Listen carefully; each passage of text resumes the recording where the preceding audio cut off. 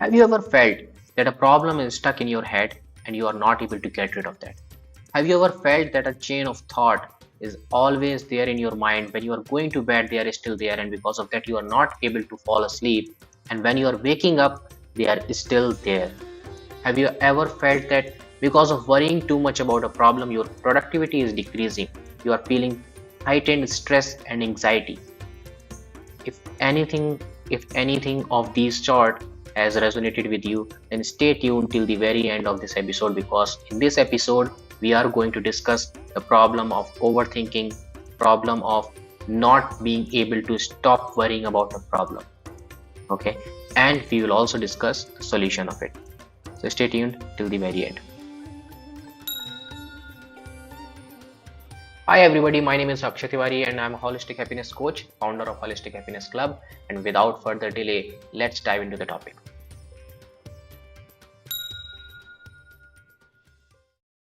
All right, so first of all, we need to identify that how much worrying about a problem is too much. How much is too much? Because if there is a problem, then we need to think about it, right? So, how much thinking is too much thinking or overthinking? Right? So first of all, we need to find out some signs and symptoms that if we are noticing them, that means we are overthinking. Okay. So these signs and symptoms are: number one is constantly feeling preoccupied. So if you are overthinking, if you are worrying too much about a problem, then you will always feel that this thing is always in your head. When you are waking up, when you are going to sleep, when you are thinking of something else, when you are trying to do something else, this thing, this thought is always there in your head. That means you're overthinking. Okay, this is the first sign. Second thing is you'll start experiencing difficulty in making decisions. Okay, because this thought is always there, you will not be able to rationalize your thought towards a tough decision making situation. Or I should say in general that if this thought is not there, you will not be able to think about anything else in a good manner, in a manner in which you can take that thing to a conclusion. Okay. Now, the third thing is feeling restless and unable to relax. So, even at the time of leisure, even when you really do not have anything to do, that time also, if you are feeling that you are not able to relax and your mind is racing towards something and you are not able to, I mean, you are feeling restless, that means this is the sign that you are overthinking and you are worrying too much about a problem. All right. The next thing is noticing a decrease in productivity. This is obvious one, because if you are constantly thinking about something, it means you will not be able to perform your tasks and duties in a very efficient manner. It will lead to decrease in the productivity. Okay, and the last one is difficulty in engaging in conversation and activities also.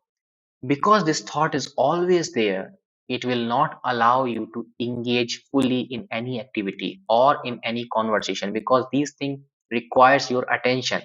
But your attention, your mind is preoccupied with this particular worry, with this particular problem. And if it is the case, then you will not be able to engage fully or immerse fully in a problem, oh sorry, in a activity and in a conversation. Right, so these are some signs and patterns which you need to notice. If any of these is there, that means you're overthinking about something. All right, so now we have understood that what are the signs and the patterns of overthinking. Now we need to understand what is the root cause of overthinking, why we start overthinking about something, right? So before we get into that, we need to understand the nature of the problem. So we can have one of the three types of problem. Number one is something, a problem that is going to happen in future. Something, some event that is going to happen in future, and we are overtly worried about that event in today's time. So that is problem type one, you can say. And then second type is something that has happened in the past, and we are constantly thinking about that. So some event that is going to happen in future, that is problem type 1. And problem type 2 is some event that has already happened in the past. Okay, and we are replaying that inside our mind. And the third thing is obviously related to our present. So it can be like that somebody in our family or in our close relative needs help and we are constantly worried about that person. Or it can be like we are worried about ourselves and we are comparing ourselves with someone else, that that person has these many things and I do not have such things, and so on. So something related to present. Okay, so these can be three different type of problem. So now let's see the what can be the root cause of these problems. So if your problem is related to future, if you are overtly worried about something that is going to happen in future, then the root cause can be fear of failure or perfectionism. You either fear too much that you might fail in that endeavor, or you are trying that everything should be picture perfect, right? So these can be the root cause of the problem which is related to future event. Okay, if your problem, if you're worried too much about something that has happened in the past, then you might be worried that the underlying root cause might be feeling the lack of control and the past experience, obviously. All right, so you are not able to get your mind in the present moment, and the guilt or some related emotion, some fear, some loss that is associated with that event and that is not leaving you. All right, and if the problem is related to present, then the feeling of lack of control. So suppose somebody is sick in our family and we want to help that person, but as many of us are not doctors, we are not able to help and we are constantly worried about that. What will happen? What should I do? Right? So these are the things that social comparison and helplessness, these are the underlying root cause of overthinking. Right? So these are the root cause of overthinking. All right, so now let's talk about the solution. What's the solution of overthinking? So the first thing that we need to do is practicing mindfulness and meditations. So what is mindfulness? Mindfulness is a practice of being in this present moment. So as we can understand that most of our problems are related to either future or related to present, sorry, past. So these problems do not occur in the present moment. So most of the time we are living in the future or most of the time we are living in the past. So mindfulness, what mindfulness does is it removes the future, it removes the past, and it allows you to focus only on the present moment. So that's how 80% of your problems will be solved because you are focusing on the present moment, right? So this is the first leg of the solution, practicing mindfulness and meditations. Okay. The second solution is focus on controllables. So when you are focusing on the present moment, as I said that you need to focus on the present moment. When you're focusing on the present moment, what you should focus on. Okay. So there are so many variables, there are so many factors. We need to find out that what is there that is in our control, or what is there which what that we can make better. For example, if somebody is sick in our house, okay, and we are not doctors, so we cannot treat that person, but what we can do, we can make sure that everything what that person need is available to that person. Environment around that person is positive so that it can heal him better, or it can aid in the recovery. Right, so these things are in our controls, means whatever you need to find out in that particular situation what is in your control, and you need to focus only on the controllables. So even if you are comparing yourself that that person has something and I do not have, so just think about it, what all the things I am worried about. That person has a house, a bigger house, I do not have that particular kind of house. So okay, is it helping me? No. If it is not, that what is going to help me? Maybe I need to focus on my business, maybe I need to focus on my career. All right, so these things that you need to separate out, that what is that that you are thinking right now that is not going to help the problem, but what you can do that can help the problem, that is going to help the problem, and focus only on the controllables. That was the point number 2, focus on controllables. And second part of this point is take action. It is very easy to think of all that, all those things which can make your situation better. But more often than not, we forget to take action. We know that if we are not in our perfect health, we know that we need to go out and do some exercise, but we fail to take action. We know if we are running short of time, that maybe we need to wake up early and carve out some time for ourselves, but we uh, forget, or maybe we are not able to take action. So this is very important, that focus on controllable, and only on those controllable take some actions.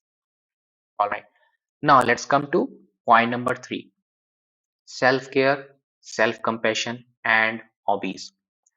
So when you are immersed deep into the problem, you do not think of anything else, and that increases the problem even more. So what you need to do, you need to find out some time for activities that you like doing, that makes you feel better, that nourishes your body, that nourishes your mind. Maybe meditation, maybe eating healthy food, maybe taking care of yourself in whichever way you want, right? So these things, and some creative hobby, or maybe going for run, or anything that you like doing. When you do that, actually what happens, it reduces your cortisol level, and it increases your endorphins, the happy hormone. So that allow you to shift your focus from the problem to something better, right? So actually that breaks the loop, that makes you feel better, and then that in turn um, inculcate or pushes you towards thinking of more such events, or more such moments where you can feel better about yourself, and that helps you break come out of that loop of overthinking and always thinking about a problem. So immerse in self-care, self-compassion, and hobbies. Next point is talk or express yourself. So if you have a friend or a family member who is very good, to whom you trust, to whom you know that that person will not judge you, reach out to that person, talk about your problem. What happens is, there is a very good book about it, Body Keeps the Score. So whatever emotions are going through your mind, they gets processed somewhere inside your body. So it's a very good read. You must read it. Anyway, so what my point was about talk, that if you're thinking too much about a problem, if you are stressed out, that is taking a toll on your health as well. So it is best to take it out of your system. So if you have a friend, if you have a family member, or anyone to whom you can reach out to and talk about your problem, that's a big relief. Maybe that person will not be able to help you out, maybe that person will not be able to give you a solution, but talking about the problem itself will give you a big relief. And more often than not, when we talk about our problem explicitly with some external person, it gives us different perspective to think about a solution. So more often than not, you might be able to find out some solution also to that problem by just talking to someone. Maybe that person will not provide the solution, you will yourself figure out the solution. So it's very important that you talk. If you are not having anyone that you can talk to, then you can always resort to writing. Take a take a paper, take a pen, and start writing about your problem. It is as good as talking to someone. It has time and again studies have shown that if you are expressing yourself through writing or any creative medium, it is as good as, it mimics the effect of talking to someone and letting out your problem, right? So if you have someone to talk to, reach out to that person. If you do not have someone to talk to, at least try to express yourself in whichever way you are able to express yourself: writing, painting, dancing, whatever. Writing is a very good tool, it's available to most of us. So that is something we can all practice and we can all develop. If you do not have access to writing or talking, then reach out to some expert, reach out to some professional help. You might need it. It's there is nothing harm in that, right? So that was the point, that talk, express, or seek out some support, whichever is needed for you. And That brings me to a very, very important point, that is engaging in physical activity. So what happens that our mental health and our physical health is tied, and it is coupled, I mean, very tightly. If we are not feeling well physically, you might have noticed whenever you had flu last time or fever last time, whenever you are not well, you start feeling low because it affects our mental health as well. And similarly, when our mental health is not good, it starts affecting our physical health as well. So when the negative impacts are true for this, then positive impacts are also true. Positive impacts are also tightly coupled. So when your mental health is not good, try to do something good in your physical health. Try to go out, try to walk, try to run, try to go for gym, try to engage in some sports. When you do that, it makes your physical health better, and in turn your physical health makes your mental health better. It allows you to focus on many other different things. It allows you to, it gives you a scope to focus on good things, right? All right. And so, always, whenever you are feeling low, try to change your state. I mean, you can do this experiment for just 5 minutes. Whenever you are feeling low in your home, just change your state. Get up and start walking. You will start feeling better. It's that powerful, right? So that was engaging in physical activities. Okay, and before I get to the last point, exercising or practicing some things that is in positive psychology, one of the things which we have talked about is practicing mindfulness, but other things like practicing compassion, practicing forgiveness, practicing letting go, practicing surrender, practicing gratitude, all these things also help. So these things which are in they are in the positive psychology, if you practice them, then these things also help you get rid of a problem, or at least stop thinking about that problem. All right. So last is setting aside a worry time, and this is something I have not tried on myself, but this is something I have found while I was researching about this topic, that experts suggest that you can set aside a worry time. So let's say you can say that evening 5 to 6, I will only worry about this problem. I will not do anything. Don't do anything, and only worry about that problem. But then give yourself that rest 23 hours to do something else.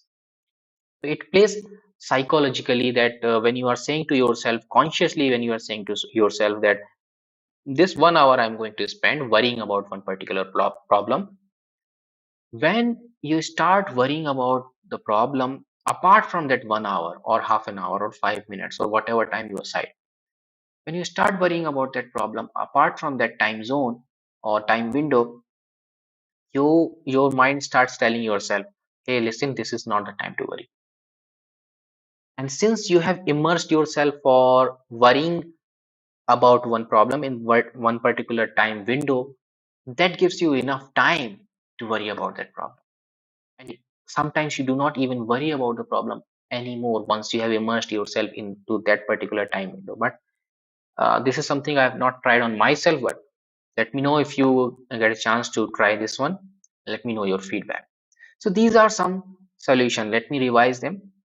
Practicing mindfulness and meditation, that also includes some other positive psychology methods like practicing gratitude, practicing forgiveness, practicing letting go, practicing compassion, and all those other things, right? So that was point number one. Point number two is focus on controllables only and take action.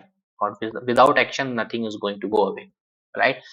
Point number three is self care, self compassion, and hobbies. Because when we are too much worried about problem, we forget to take care of ourselves. And as they say that you cannot pour from an empty cup. So it's important for us to take care of ourselves also. Once we are healthy, we are taken care. Then only we can take care of someone else, right?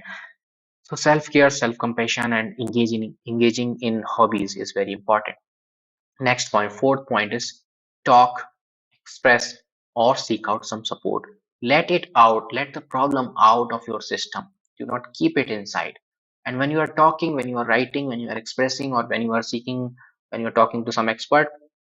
By just talking, you might find out the solution also. Next point, fifth point, which is very important, is engaging in physical activities, because our mental health and physical health are closely related. When you work on physical health, when you improve your physical health, your mental health automatically improves. They say the sound mind in a sound body, right? So work on your physical health. Last one is setting aside a worry time. Set yourself a time window that this is one particular time when I'm only going to worry about this particular problem. But after this time window, I will not worry about the problem. All right, so this was the solution. So with that, we have reached towards the end of the topic. But before I end the topic, I would like to share one interesting algorithm which I have read a long time back. So it goes like this. So the first step is asking yourself, do you have a problem? If the answer is no, you do not have a problem, then okay, then be happy. Why to worry about it, right? And if you have a problem, yes, you have a problem. Then again, there are two possibilities. Do you have a solution? Yes, you have a solution. Then implement the solution, and why worry about it? Implement the solution and get rid of the problem. Okay, then there can be another possibility that you do not have a solution about the problem. Then okay, it's fine. If you do not have the solution about the problem, why worry about the problem? Okay, so it was supposed to be on a lighter note, but yes, but it gives an interesting perspective about thinking about a problem, right? So if we do not have a solution, will that, if whether constantly worrying about a problem, it will give us the solution? I don't think so, right? We can try to find out the solution. We can focus on controllables, and we can take action. That's all we have discussed. But if there is no solution to that problem, sometimes we are helpless. Then why to worry about that? Leave it to some higher power and let them take over. Let events take their own course. Just be witness. That's all sometimes we can do about, right? So with that, I will end the topic. But before I end the episode, I want to add that we have started 21 days of course, which is on WhatsApp, that is called 21 days of holistic happiness. And the course name itself is mind body soul joyride. We have already launched 2 batches and they are going very nice, and feedback so far is very good. If you want to join this course, and I will leave the link in the description, it is free, so there is no reason why you should not be there. So I invite every one of you to join this course and get maximum benefit out of it till the time it is free. All right. So that's announcement about mind, body, soul, joyride, 21 days of holistic happiness, right? And if you want to connect with me on social media, Instagram is the place. Instagram is the place where I'm most active. My Instagram handle is happiness architect. And if you want to connect with me on my website is akshaytiwari.in. With that, we have reached to the end of the episode. Till the time we are seeing each other again, bye bye, see you, God bless you, and always remember, happiness is a lifestyle.